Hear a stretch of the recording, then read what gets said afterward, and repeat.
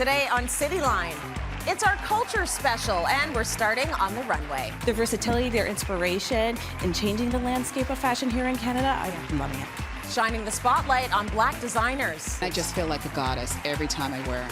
Then the best of Asian beauty products. I also find that Asian skincare has a lot more organic and natural ingredients, along with really unique and cool technology. Speaking of skincare technology, Also has adaptogenic holy basil. That sounds very like sciencey. and later, exploring the many diverse delicacies of Guyanese cuisine. Guyana has 6 different races, so this really comes together in the culture, and this can especially be seen in the food. It's Cityline with Tracy Moore. Hey! How you doing? So good to see you! So good to see you! Hi! Have a seat, everyone! Have a seat, everyone. Thank you for coming. Okay, it is Cityline today, and I just think we need to take a look at the slit. Look at the slit! I had to. Much like Canada, our expert staff and viewers of Cityline come from diverse cultural backgrounds. So today we wanted to celebrate and talk about them. We're going to talk about food, fashion, beauty. We're going to have conversations about marriage. We're going to do it all. Now, we know that the clothes we wear tell stories of our culture and our heritage. Black fashion designers have been constantly reshaping fashion and championing inclusivity in an industry that has often excluded them. So to pay a note to her fave Black fashion designers is Monique Taylor Yee Shui. Fabulous. Wow. Okay.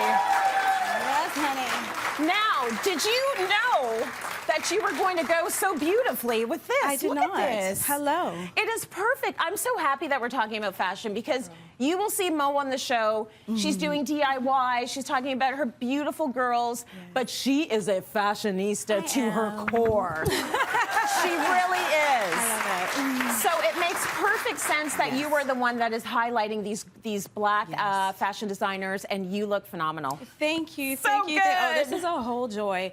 And I love all the designers that we're going to be seeing today. The work that they've done and the work that they've put in to just bring light to fashion designers, Black fashion designers in Canada, their versatility, their inspiration in changing the landscape of fashion here in Canada. Yes, I'm loving it. I am loving it too. So, do you want to start with your Yes. look? Because this is a statement all in itself. The color, the cut, the whole nine. This is a leather moment, and so this is Yes. from the designer Ofure. Yes. Okay, and Tahila, she prides herself on creating versatile pieces that, of course, celebrate our bright cultures and also the patterns from her African ancestry. There we go. And I am wearing the Ono leather set. Okay. Okay, it has the trench, Yep. there are also the pants, and of course, the pants. corset. And what I love about this, she's staying true to her brand. This is such a versatile outfit. Like, I could wear the pants alone, I could wear the corset alone. And the thing that I love about her styles as well, they fit like a glove on our bodies. They do. I am a love big it. fan of Ofure. I have Yes. many of their pieces, and I've actually never had a brand fit my waist and thigh and bum Hello. as well as they do. That's what happens when a Black woman designs, though, and Black women wear those designs. Yes. Like, it is designed for our bodies, so it's Right. amazing. Exactly. All right, do you think that's amazing? Check this out. We're going to bring out one of our very talented producers, Tiffany, in our next look. Yes. Tiffany! Yes. So Tiffany is wearing Israela Kabla. Yes, I saw you Okay. almost break down the door. Yes. And no, People not to do it. you but this look, it needed Hello. that. It's It worth- needed a breakdown door. I love a good chartreuse number. It's beautiful. so gorgeous. And so with Israela Kabla, the designer, her name is Emefa, and she's an engineer, but she has a passion for fashion, and so she merged those passions into her designs. And so Tiffany is wearing this beautiful top. It's the Grace cutout top. Yeah. Love the fabric. It's stretchy, so it's comfortable. And then she's also wearing the Onim skirt, which is layered. I love them paired together because it's now creating like a whole monochrome look when we tie in the shoes as well. And so to pop the outfit as well, I'm also giving some jewelry. And these jewelry pieces are also from a Black designer, Omi woods. Beautiful. Okay, and the designer Ashley Alexis McFarland, she creates contemporary Africana pieces, conflict-free, locally handmade. They are gorgeous. I have actually a number of pieces from Ashley as well. They're stunning, head Yeah. to toe. That is such a good Yes. look on you. Right? And you know what? You should just, like, when you leave, keep on walking right at, like, to your car. Yes. Because Yes, this honey. needs to go in your closet. It is Right? so good, Tiff. Thanks so much. You look great. Thank you. Okay. Shall we talk Yes. about this look? Yes, of course. And so you're wearing also another number This from is my Israel. big chance. It's my big Kobala. break. Yes. Girl, twirl, twirl for the working? girls. That's right. This is a beautiful cobalt number. Yes. I absolutely love it. This is the Izel top. Look at this. Yes, it has this, like the detailing here is just gorgeous, and the fabric is nice and heavy, so you don't have to worry, and it flows beautifully, and then you're also wearing the Mayhap pant. Yes, they're and the amazing. sexy split. They feel good. They fit well. The Yeah. jewelry as well. I Yes, can't remember Omi- where it's from. Omi Woods as well. Omi Woods Yes. as well. Your So cuffs, yeah. Mo really did suit me up gorgeously. So thank Yeah, you for that. No problem. Okay, let's bring out Chantel Yes. and talk about our next designer today. Of course. Another one. Yes. My Yes. goodness. Okay, another one of my fave designers, Fumi the Label. Okay, this is for the modern gal who wants a little sexiness in there as well. Beautiful. Give us a twirl, honey, because we need to see Come the back of this. on now. Hello. Okay. So Let's go back. Fumi the Label Wow. was founded in 2021, and again, it's for the modern gal. And what I also love about this dress, so this is the Beverly dress. Okay. This is actually reversible. So hello, let's talk about, again, being versatile, right? Nice. And it's a beautiful wine color Yes. underneath as well. And so with this, we've actually just paired it with some gold accessories. Nice. I went with some earrings that I had from my own closet, and then we have our nude puff, so yeah. So basically 2 dresses in one. Hello. If you turn it inside out. Well, this that is is it. beautiful. Yes. Chantel, thank you so much. You look great. You are wearing that dress. Oh. Okay, you will recognize this next face. It is Cityline expert Carlin Purcell. Yes. Come on out. Yes. Royalty. Royalty. So, hello. Look at this. So this is from the designer Luomo Stramo. The founder is Mick Carter, a very queer brand, non-gender conforming fashion. I love these pieces. This is like art. Yes. That is wearable, unique, one-of-a-kind pieces, and they're custom, as I had mentioned. Love, love, love. And it fits, we know Carlin, it fits her. I had to dress her in it. I've never seen her in a Yes, miss. It's right. all hits for this one. Right? But I love that you do use and wear this label like often. I love Meg. I love how he, they cater to like non-gender conforming all bodies. And it Yes. feels so free. Right. And I just feel like a goddess every time I wear Yes. Meg's designs. I like the fact too, it can be considered modest fashion. So Sarah Juman-Yassin back there, who wears a hijab, was saying I could wear this. Yes. This is perfect for me. It's covering everything I need to cover. Yes. Beautiful. Thank you so much, Car. Thank Gorgeous. you. Love it. You know this next model quite think well. so. You You guys think go so? way back? Yeah, we hung up a couple times. Had a couple kids together. You know. Okay, Yeah. Jason, come on out. It's the hubby. He's here. Yes. You're really close. Really close. So Jason is wearing Good. Fari Hara. So they're a duo that is based out of Toronto and Calgary, and they customize in custom. They specialize in custom pieces. Nice. So we have this suit here. This can be made. We made it casual with the hoodie, but obviously you could elevate it with a shirt as well.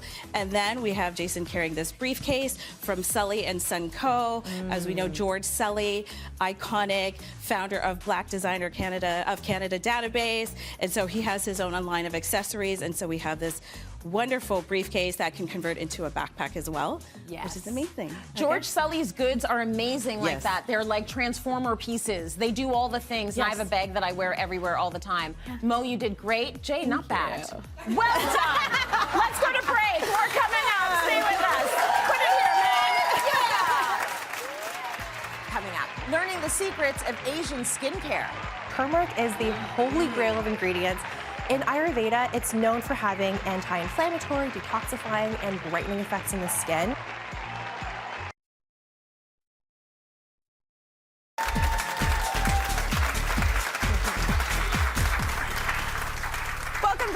everyone. We are diving into the realm of skincare next, inspired by the rich traditions and innovations originating from Asia. With the best in Asian skincare is Belicia Chung. She knows what's up.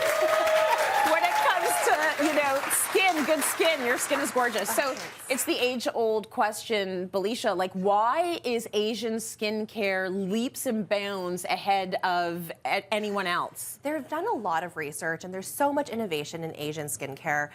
They're also really known for being more preventative, where in like the Western culture, they focus on skin concerns when they arise. Right. I also find that Asian skincare has a lot more organic and natural ingredients, along with really unique and cool technology.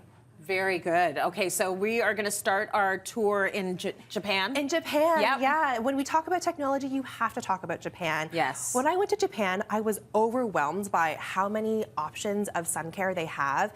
Everything just felt so like water. It was so lightweight and so effective. And I would hoard all this sunscreen back to Canada, but not anymore, because Biore has just launched their UV Aqua Rich Moisturizer with SPF 30 or SPF 50. Oh, good. And you'll find that it has that iconic Japanese water texture. Feels like just so blissful on the skin. It's so light. It's very light. Yeah. And here's the thing, it's really difficult to find, as a Black woman, a sunscreen that doesn't leave a cast. Exactly. This one rubs all the way in. Completely. And I'm still brown. Which is like what I look for, like not purple, not gray, still brown. Exactly. There's Right? no white cast. It doesn't clog your pores. Yeah. This is actually a skincare and a sun care hybrid. Skincare because there's hyaluronic acid to hydrate your skin, and then it has their UVA and UVB protection. The advanced technology in this is they've actually encapsulated the UV protection in this micro gel capsule. Okay. And it allows the UV protection to exist in both the water phase and the oil phase. So what that means for us is exactly this texture. Like, did we even put on a moisturizer? I know, like what? Where did it go? Nothing. It's all the way in there. It's beautiful. Light, light, light. They're Exactly. gorgeous. Exactly. Okay, what do we have here? We're moving to Korea. Yes? Korea. Yes. So I'm sure we've all seen sheet masks online on social media, but they've actually been all the way back to ancient Korea, where people would actually like dip and soak their gauze-like material in a homemade serum made of natural ingredients and apply that gauze-like material on their faces. Okay. So fast forward to the 2000s when K-beauty just popped off. Yeah. We have all these different sheet masks. These are all from Sakoshi Mart, which specializes in viral Asian and K-beauty. Nice. This first one here is a lip mask. Oh, okay. And it's a cute one because it's actually in the shape of a lip. That's adorable. How cute. We'll just turn this, I don't know, this way. Look at this. You put this on the lips, and that's so cute. It's made of rose water to hydrate and seal chapped lips. And it's a gel texture. How adorable. I love it. It's very cute. You also have other fabrics like a bamboo fabric, or you also can go into something like smoothing your wrinkles. So this one right here actually has retinol, retinal, and bakuchiol to smoothen your wrinkles and improve elasticity. Ooh, it's a nice thing to do for yourself. Just throw that on for a few minutes. Yeah. And, yeah, very nice. Okay, what do we have over here? So this is Korean skincare as well. Korean Yeah. skincare is known for being holistic. And when you talk about holistic beauty, you have to talk about Solwasu. They were inspired by traditional Korean herbal medicine. Okay. And they studied hanbang, which is our herbal medicine. They studied hanbang for over 50 years. And their entire journey started with the legendary, iconic ginseng, which is Asia's most precious herb. This is the stuff, right? It has a really delicate herbal Ooh, scent. That just smells good. Yeah, It it's looks quite like nice. ginger. Exactly. It's Yeah. in that family. Yeah. It's an herb, and it has really great benefits like anti-aging, hydration, skin circulation. So they have created this First Care Active Serum, which is going to be your boosting serum. So what you do with this is after you've cleansed your skin, before you apply any other serums, you're gonna apply this first because it improves the absorption of all the other skincare you're gonna use in your lineup. It makes everything work harder.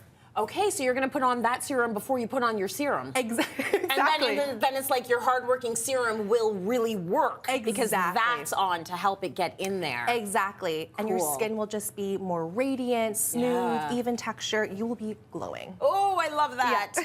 Okay, we're moving over to China now, and we're going to talk a little bit about hair. Exactly. So rice water rinsing has also dated all the way back into ancient China, where they would rinse their hair in rice water, fermented rice water, to give them long, shiny hair. Okay. And so I would actually recommend using white or sticky rice, which is preferable. Yeah. In some water, you're going to rinse it first and then strain the rice, add the rice into water and massage it until it turns into this milky white water texture. Okay. And then when you put it into your hair, you can either use a spray bottle or in the shower use it as like a leave-in conditioner and then rinse it off. Okay. It'll protect your hair strands, smoothen the hair cuticles, and improve elasticity. And do you smell like rice all day? Or? No, it's a very...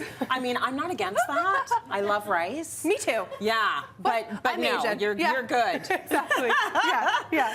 All right, very good. Okay, so let's get to your last one. This is like the holy grail of ingredients. So we're going to India now for this. Exactly. Turmeric is the holy grail of ingredients.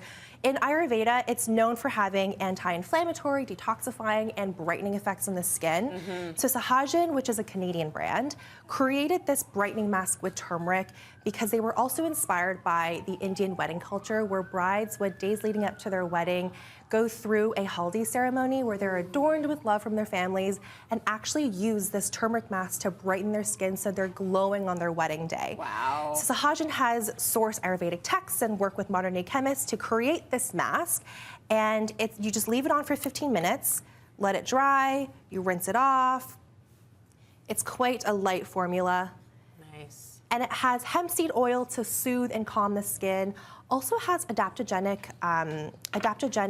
holy basil. That sounds which is very like sciencey. Exactly. Is it? And it's going to protect your skin from environmental and sun damage, and then also fruit extract to exfoliate the skin. That's amazing. Like, this is why they work. Like, if you Exactly. think about all these active ingredients, Belicia, thank you so much for that. Lovely tour of Asia. That was amazing. Thank you. You want to buy any or all of these products, scan the QR code below, and you can actually shop the show.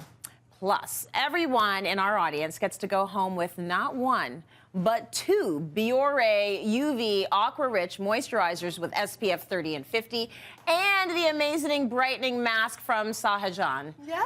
Very nice. Enjoy. Let's go to break. We got more coming up. Stay with us. Very nice. Thank you. Coming up, sharing some personal favorites from the world of Guyanese cuisine. Here we have Salara. This is my absolute favorite. I've been known to being called Sarah Salara because I love it so much.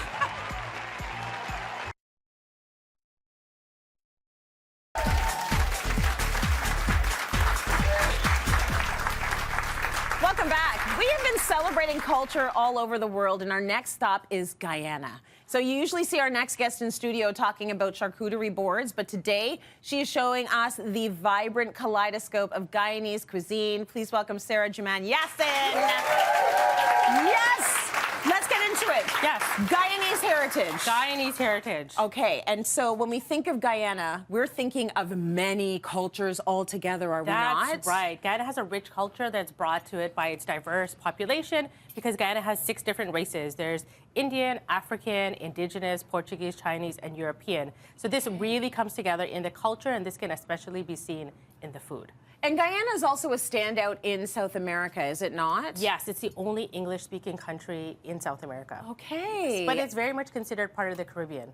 It is considered part of the Caribbean. Yeah. I remember the first time my Guyanese friend told me that Guyana was in a continent.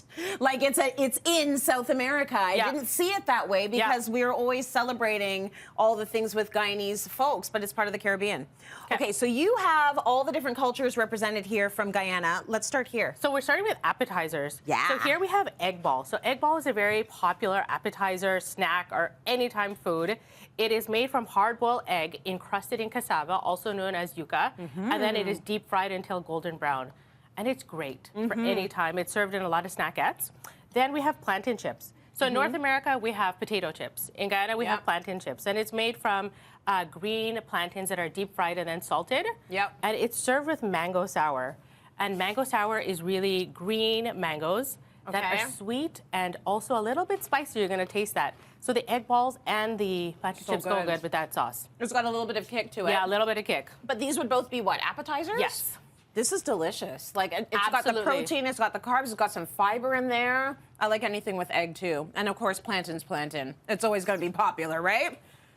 Let's move over here now. We have a bunch of mains. Yes. What is everything? So we're starting here with pepper pot. Pepper pot Okay. is the national dish of Guyana. And it's a dark stew. Here we made it out of beef. Yeah. And it gets this really rich color from a sauce called casrip, which is a reduction of cassava. And then it's boiled and simmered for hours. And there's something magical about pepper pot. You make it one day, tastes okay. By day 3, it's tasting magnificent. So the longer it sits, the better it gets. It just gets better and better And better and better. And then it's served with bread. Here we have Guyanese flatbread. You just dip the bread with the stew and you eat it. Oh, that's my kind of meal. That is a beautiful thing. And then next, we're moving over to Africa. Yeah. So this is called cook-up rice, and it was inspired in Guyana by Africans who came from West Africa. And it's a one-pot meal. So this is my type of cooking. Very you put the good. rice, the chicken, you can put beef, beans, and your spices, and you boil it with coconut milk until it's done. And this is really popular for any gatherings, and especially New Year's Eve in Guyana. It's so good. Well, it reminds me of rice and peas. Yes. Right? Yes. It just, we wouldn't put the chicken in the rice and peas, but it totally makes sense. It's delicious. Now, what do we have here? So here, we are going to India now.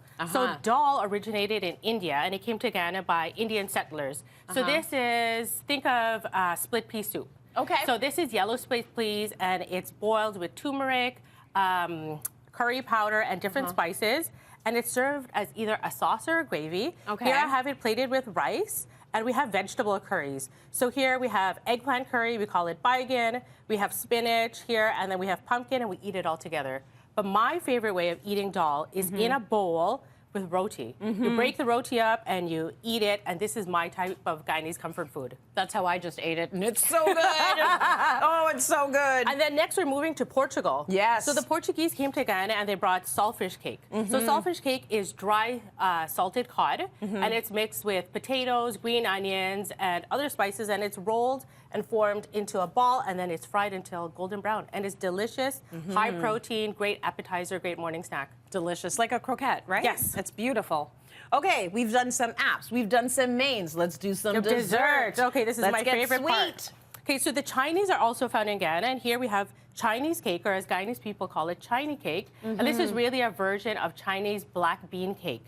So it's Okay. made from sweetened black bean. Yeah. And it's really, really Is this what I have here? That is what you have there. Uh-huh. It's wrapped with pastry, and it's really delicious. Then we're gonna move on to my favorite. Sweet, but not too sweet. I like Sweet, that. but not too sweet. Yep. Nice. And then here we have Salara. This is my absolute favorite. I've been known to being called Sarah Salara because I love it so much.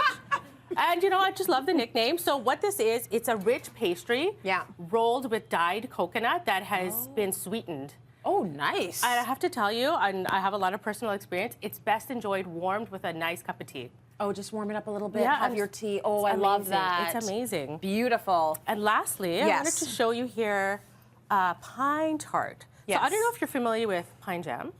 If not, I'm going to give you a little bit. Pine jam? Pine jam. So Is in it the Caribbean- pineapple? Yeah, so it's pineapple that's made into a jam. So in North America, we have blueberry jam, raspberry jam, strawberry jam, but not pine jam. Very so here, good. we made pine jam with cinnamon and spice, and then we made it into a pastry, and that's what we call pine tart. Oh, that's good. I would put that on anything, that Bread, jam. bagels, anything. Yes. It's, yeah, delicious. Sarah, beautiful spread. Thank you so much for opening up the world of Guyanese food to us. Let's go to break. More coming up, everyone. Coming up, stories of Indigenous culture. The idea is that these like pools, almost like a spider web, and you know how like spiders trap their prey in their webs. These are meant to trap bad dreams, bad energy. That's what all the holes are for.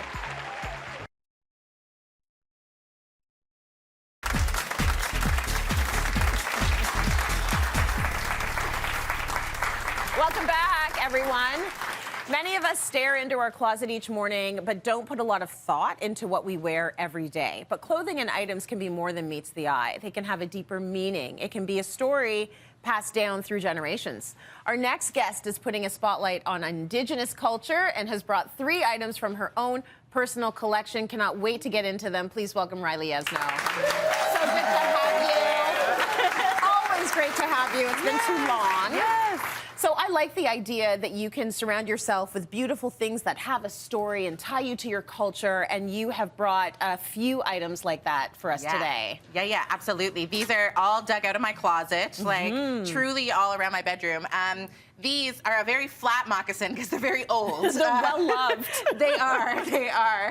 I'm like, but yeah, this is like I go to native slipper, I think. Like in every native household, like everybody has slippers, but these are likely the type that you'll find. Yeah. They can also be like actual shoes. Like, you know, they're made out of animal hide traditionally, and animal skin, like leather, is waterproof. Right. So they can be worn outside, but these are decor. You got some bling with the beads, you've got the animal fur. So yeah. I'll just lift that up a little bit. So talk to me, like, do you remember where they came from, who gave them to you, how long you've had them? Yeah, oh my God. So I've probably had these for maybe 10 years. Like, Oh, then you keep them well. Thank you. Yeah, you've kept them very well. I think they're also just like a very hardy shoe. This is what happens when it's not like a mass-produced, you know, like fall apart plastic type thing. And my grandmother actually got me these. I wanted them for probably my 13th like Christmas or something like that. And so she went to the community, knew a woman who made the crafts and did this. And now my sister actually makes these. Nice.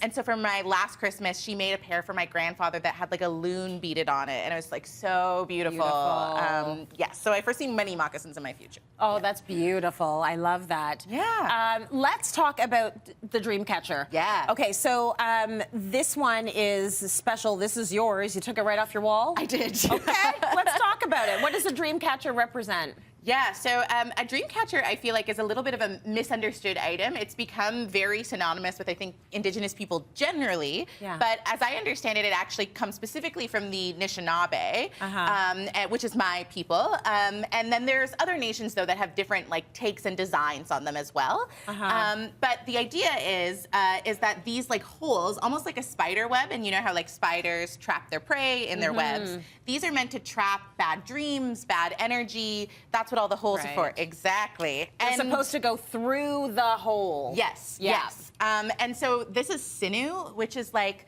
a fibrous, muscly material that is found in animals in their bones. And so that's what it's made out of, and it's super strong. Like, I know that it looks like maybe a bit delicate, but sinew can withstand a lot. Wow.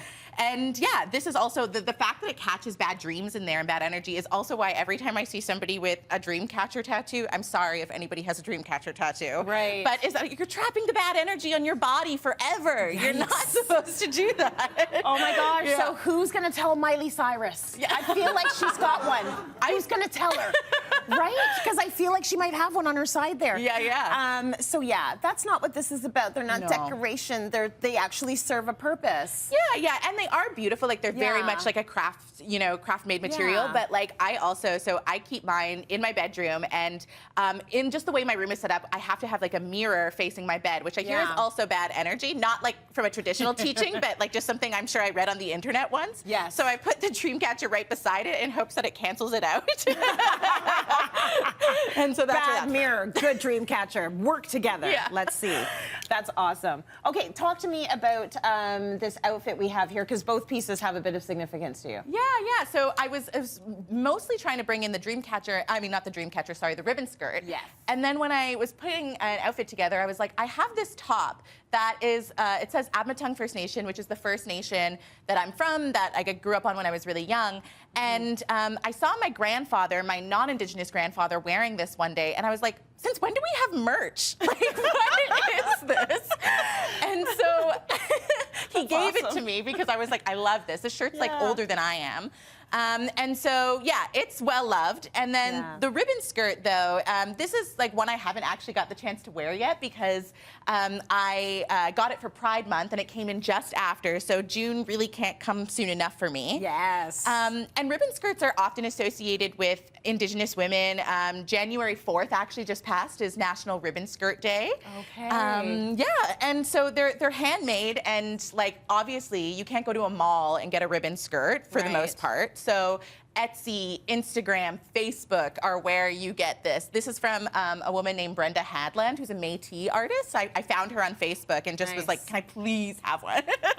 So yeah, and it's nice that they're all like really slow made. So, you know, there's not mass production. Good intentions get to be put into every piece. Same with the moccasins, same with the dream catcher. There's something nice about the fact that you can't and you probably shouldn't buy these on things like Amazon, right? Right. Yeah. I want to talk just quickly about the ribbon of it, because the ribbon was sort of a certain period of time in Indigenous communities when they started receiving ribbon. Yeah, great point. So as the way I was taught about it is that traditionally, like, we'd worked again with hide and we worked with sinew, and so we didn't have like fabric in the way that we understand fabric today. Yeah. But I understand it that during the early colonial period, traders, when they were trading for hides and all of those types of things, they would bring beads and they would bring ribbons and they would bring all of these decorative materials from Europe. And so women would take them and turn them into crafts and into decor, and it became like a fun thing that they would look for in the trading process to be able to embellish. So That's beautiful. Yeah. I like that. And then finally, those earrings. Oh, yes. I want to talk about that beadwork. They're gorgeous. Thank you. My partner got these for me this Christmas in Thunder Bay. I was at like an arts and crafts fair, and it was one of those things where you kind of want everything. And so I was so overstimulated that I just like didn't get anything and didn't realize that they were behind me like sliding money and taking it. So good. Yeah. What a lovely surprise, because they're beautiful beadwork, everything about it. I like the idea that, you know, hopefully more people are moving towards actually having things around them that mean something. And knowing that good intentions go into making something is a beautiful thing. So thank you so much for that, Riley. Absolutely. Thank you. Let's go to break. We got more coming up. Stay with us, everyone. Thank you. Coming up, learning about India's caste system. That is my hope that one day we can eradicate this. Yes, it's a very old system, but change is possible.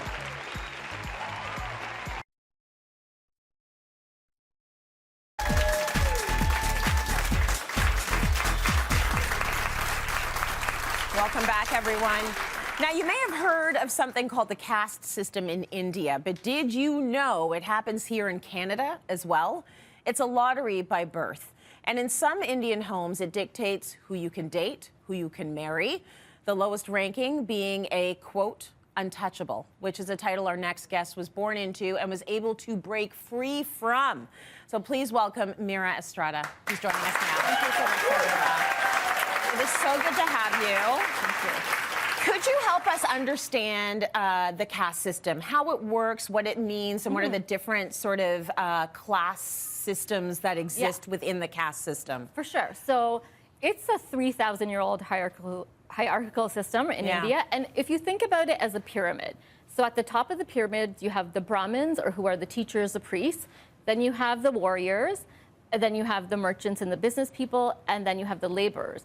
And then there is a group that is seen so beneath them that they're outside of that system. They're subcastes. And those are the untouchables, or Dalits, which means the broken ones.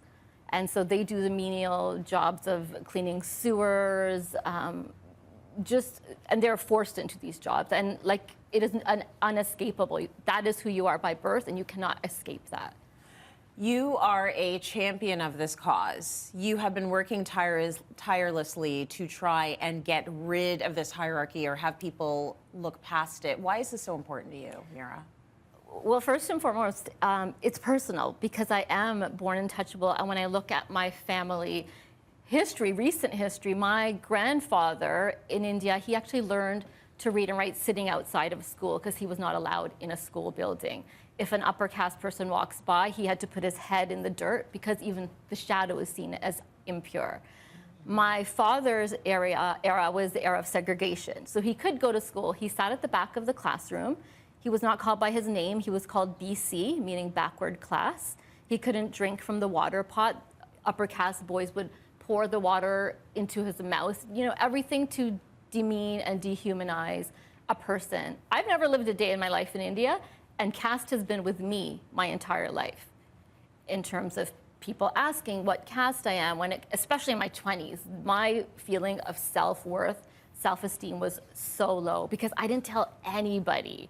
I was just passing, not even my closest friends. I did not tell a soul what caste I was born into. That is a hard way to live. And then to realize that people are asking you about caste here in Canada, that is something I did not know.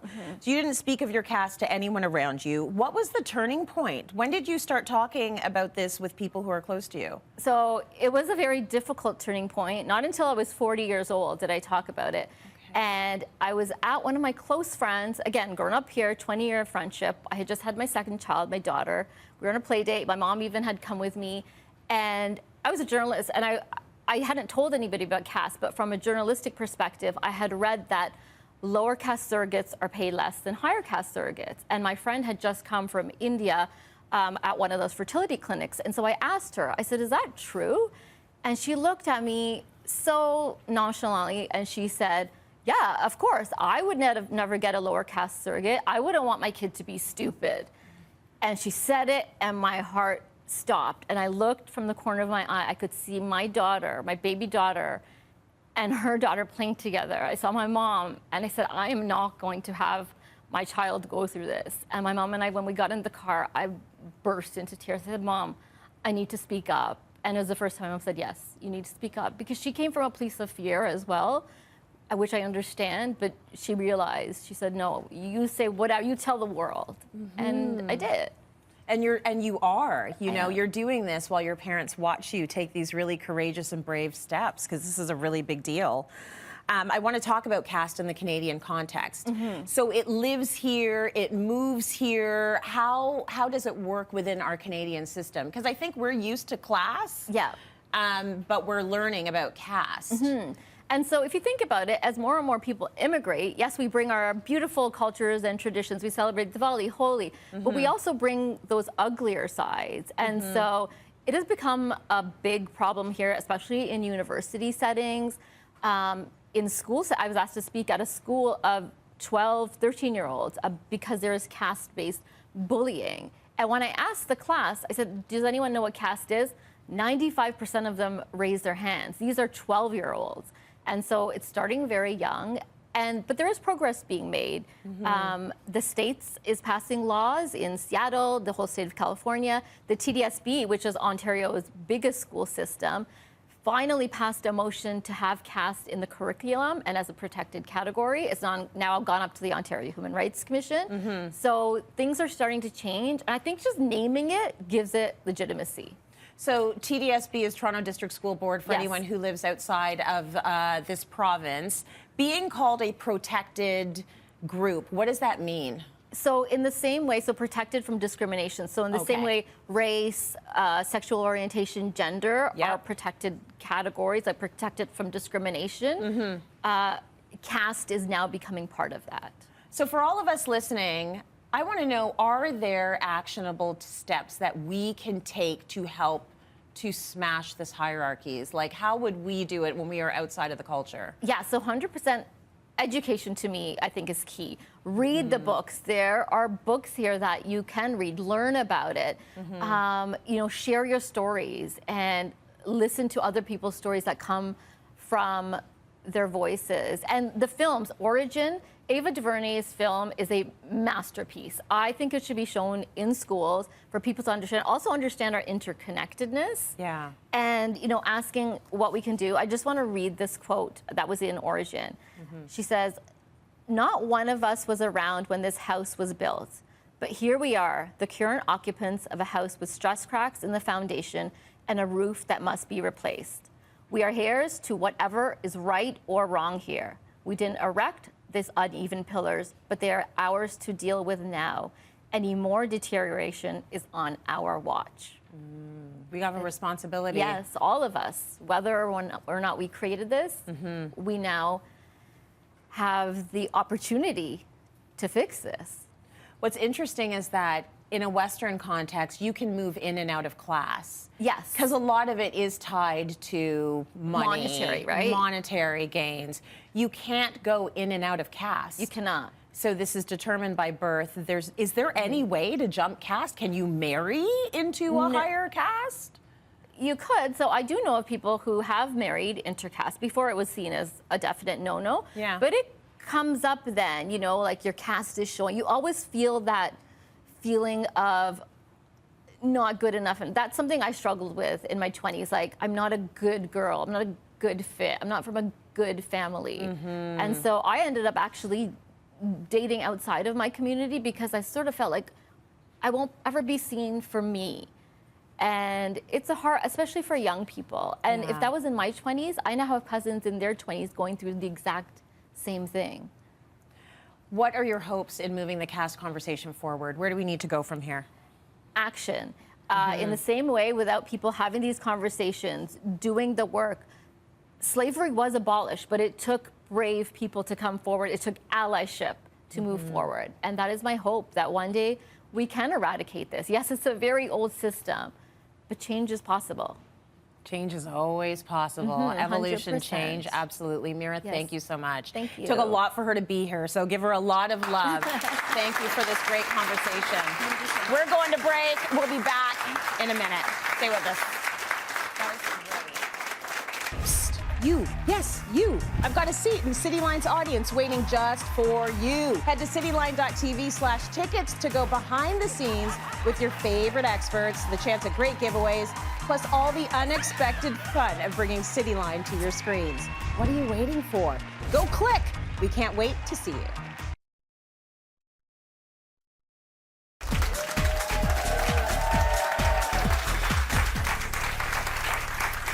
Everyone, here is me telling you that I will be at the National Home Show on Saturday, March 9th for a special themed Cityline Day, where Cityline experts will take over the stage all day long. It is North America's largest home and garden event and runs from March 8th to the 17th. And you're all going to come with me because you're going to get a pair of tickets to go. Come and hang out. For everyone at home, head to our website for the link and I'll see you there. You know, we've just spent the last hour talking about cultures, and of course, all of these cultures exist in this country, but I remember growing up and feeling so torn, like sort of having one foot in my parents' ancestry and one foot in this country that I was born in. And so, you know, Riley was saying when people ask the question, where are you from? On one hand, it can feel like a microaggression. On the other hand, it can be quite lovely because it's like you're talking about all the things that make up who you are. So, Riley, if I were to ask you where are you from, what would be the answer? I would say here. I feel like one of the people that can say I'm truly from here. Although I do say the north, and then in Toronto they're like Sudbury, and I'm like farther, girl, farther. Keep going. Yeah. Sarah, where are you from? I'm Canadian, but my family's from Guyana because I think I told you the last time I said I was Guyanese, my mom said, no, you're not Guyanese, you're Canadian. That is the thing, though, about having immigrant parents as well, though. Absolutely. We were raised sort of with all the cultures, and then when we try and attach onto one, they're quick to say, no, that's not you. It is. It's all part of who we are. But you gotta have the etiquette. You have to have the manners. You gotta be That's this. right. But then you're Canadian. That's right. Mo, how about you? Where are you from? I would say similar Canadian, but I represent Trincy, so Trinidad on my dad's side, St. Vincent on my mom's side. Yes. I love it. Belicia? I was also born here, and my family, my parents are from Hong Kong. Beautiful. And Meera, where are you from? Depends who's asking and where I am. So outside of Canada, I'm like, yeah, I'm Canadian. And inside, first of all, I'm a Scarborough girl. Yes. And I'm Indian. I'm an Indian Scarborough girl. Thanks to all of you for coming and repping your cultures hardcore. And thanks for you for watching, everyone that joins us on Cityline every day. We will see you tomorrow. Have a great day.